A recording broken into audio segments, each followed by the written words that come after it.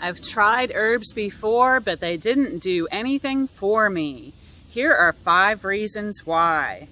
Hi everybody, my name is Sandy, and today I'm going to talk to you about why herbs may not work for you.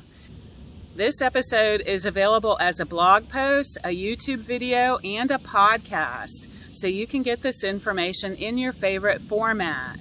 Please make sure you subscribe so you don't miss out on future episodes. If you know of someone who might benefit from this information, please share this episode with them. I'd like to help out as many folks as possible with this information, so if you could help me spread the word, that would be awesome.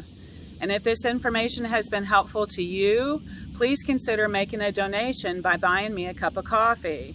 There's a link to do that in the description below, and your support would be greatly appreciated.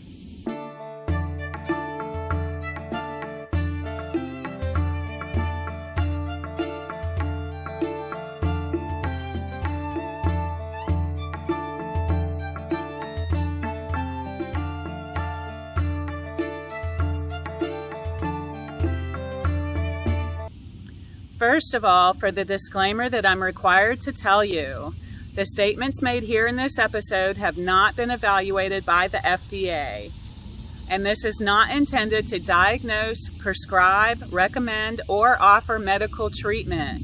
Please check with your healthcare practitioner to see if the options I've outlined in this episode may be suitable for your particular case. Your doctor knows your case. Not only can they give you a proper diagnosis, but they can also tell you if a particular herb may be harmful to you because of other medications you're taking.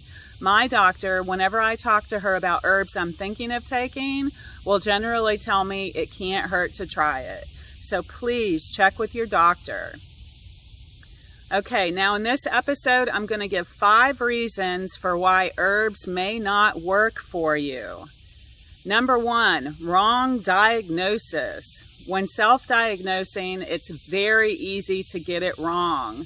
We've all been trained to think of disease like our modern doctors do. Treat the symptoms. Although there are some herbs that work with certain symptoms, most herbs work on the whole body to create balance. As an example, I once tried taking herbs for what I thought was excessive gas and burping. The herbs didn't help at all. I eventually realized the gas was only a symptom of a larger picture, which turns out to be the systemic inflammation that comes with fibromyalgia and chronic fatigue syndrome. Without curing the cause of the disease, nothing would help that gas go away. So if you're not able to make a correct diagnosis on your own, please check in with your doctor and let them run some tests or blood work on you to determine what is really going on. Number 2, the wrong herb. Unfortunately, there is some misinformation out there on the internet, and some herbs are recommended that really don't work for what they are claimed to work for. But this again is most likely due to finding the cause of the diseases. A perfect example of this is arthritis. Arthritis has many causes: uric acid buildup, degeneration of the cartilage in the joints, autoimmune disorders, etc. You may hear that a particular herb works great on arthritis, but if it doesn't work for your particular cause of arthritis, you won't see results.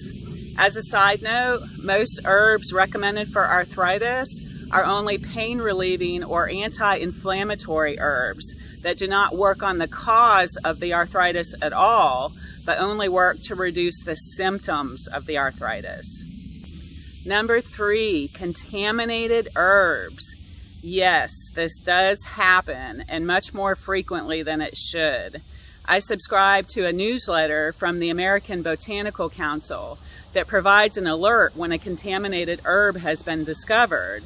Many more alerts started happening after COVID-19 struck because people were jumping on the bandwagon to earn big money selling herbs that boost the immune system. There are so many ways herbs can be contaminated, such as not being dried properly so the herbs start to mold.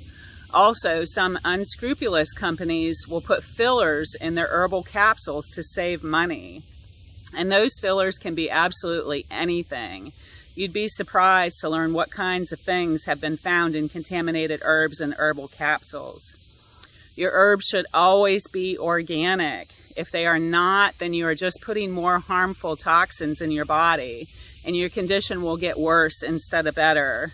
It's important to find a trusted source to buy your herbs from and stick with that source. Check out their manufacturing processes. Most legitimate companies are happy to share their manufacturing processes. If they aren't, then it may not be a good source. You can also ask for recommendations from others. Number 4, wrong dosage. Not much explanation needed here. You need to take regular and consistent doses of your herbs that you have chosen. Yes, sometimes it's difficult to remember to take your pills, but if you don't take them, they can't help you.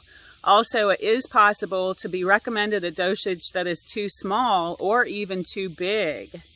Yes, taking too much of a certain herb can also be bad. My favorite herbal book is Medical Herbalism by David Hoffman. And he also has information on the website healthy.net. This is a source that I trust for dosage information on many of the popular herbs. Number 5, contradictory actions. The best way to describe this one is by example. If you're taking herbs to reduce cholesterol, but still eating a high cholesterol diet, then you probably won't see much improvement from the herbs. If you're taking herbs to help clear your lungs, but you're still smoking, then you probably won't notice much improvement from the herbs. It's not that the herbs aren't doing their job, they are, but you are damaging your body at the same rate the herbs are trying to heal you, so the two opposing actions cancel each other out. So I hope this episode has been helpful to you. If you have any questions or comments, please let me know. And thanks so much for joining me today. Blessings and good health to you all.